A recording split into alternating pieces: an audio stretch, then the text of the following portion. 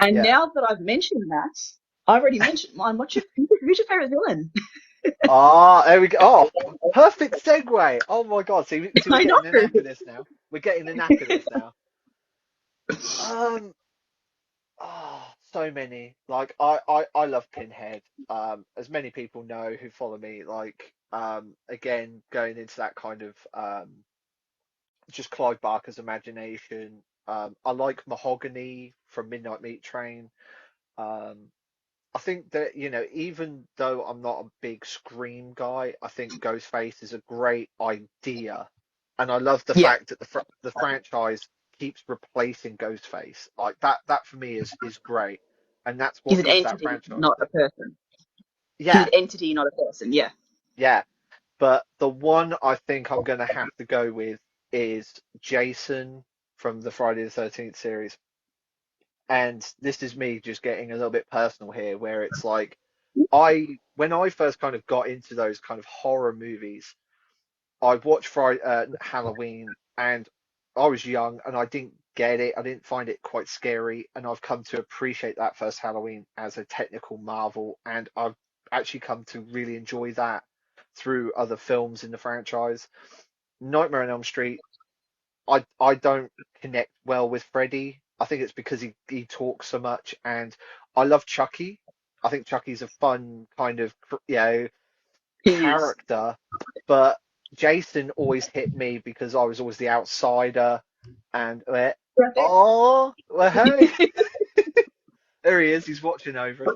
And Jason for me was always the outsider, and it was that kind of family unit that had been destroyed. And obviously we know the mother was the killer in the first film, but Jason as a character for me is that kind of um I love that character, and even though he doesn't talk, the kind of Friday the 13th films just hit me in a way that very few other franchises do. So it's that kind of personal connection that we have. So obviously, Freddy for me, the whole Yeah, Nightmare on Elm Street franchise, I absolutely love. I love yeah. just the extending out his mythology as they went from it being like Mm, his mother was a nun and then he was the son of a thousand maniacs, and just seeing him, especially in like Freddy's Dead, seeing his more backstory there that he actually had a wife and had a daughter. But yeah, Candyman's next, really high up there. As I said, yeah, both very, very similar. But there was something about Michael Myers I actually really quite liked as well. yeah. And this is probably like going to feed into the problem as to why I really did not enjoy Rob Zombie's ones. Okay. You took one of the most menacing characters in horror and you gave him a reason to be the way he was. I always thought that the idea of Jason being not Jason, yours is Jason. I'm talking about Michael. Yeah, The all good. idea of Michael being just born with something missing Yeah. was more terrifying than a motive. I didn't Mm, want to have a Michael Myers where it was like, oh, my sister was mean to me. They beat me up at school. My mum's not happy and stuff like that. He just was. It was just the way he was. He was just evil. yeah. That's more scary than anything else. So that's really good, because then I take it you're not a fan of Halloween, his Halloween 2. No, I Okay, okay. disliked. I can't say I did not enjoy it more. Strongly. You can't say that H word because it can get you stopped. Oh, right. Yeah, Yeah. But I'm gonna have to make up like a lingo sheet for us both so we know what to say. yeah, I think so. I think so. Yeah.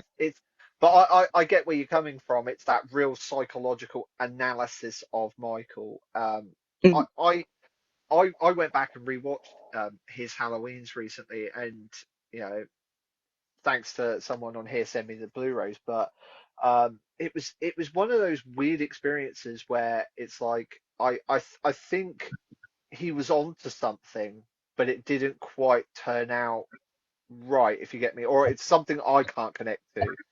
And Yeah. I find that with Rob Zombie quite a lot. Like he's got some really cool, interesting ideas, but yeah, and then especially once you get past those movies, obviously the 70s aesthetic becomes his big mainstay.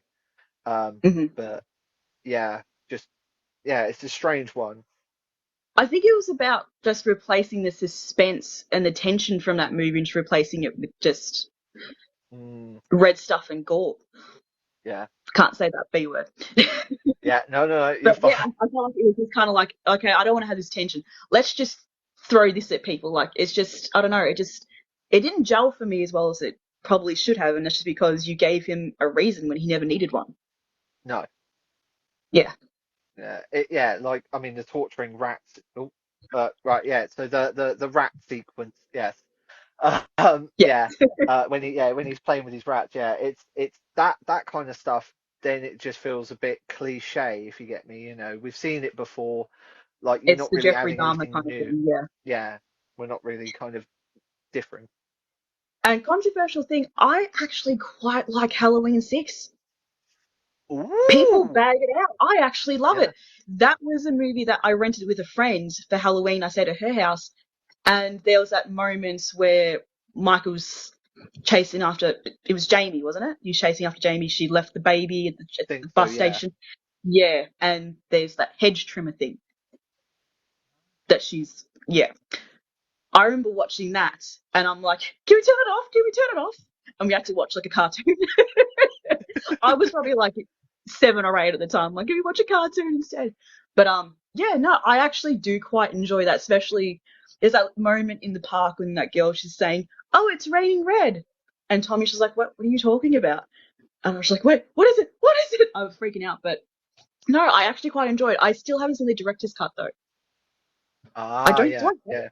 I do have the box set for Halloween just behind me, but I don't think it's in there Ah, because okay. The Rob Zombie ones is in there. Because this is the Shout Anchor Bay release of it, but I don't think the director's cut's Is in it? there.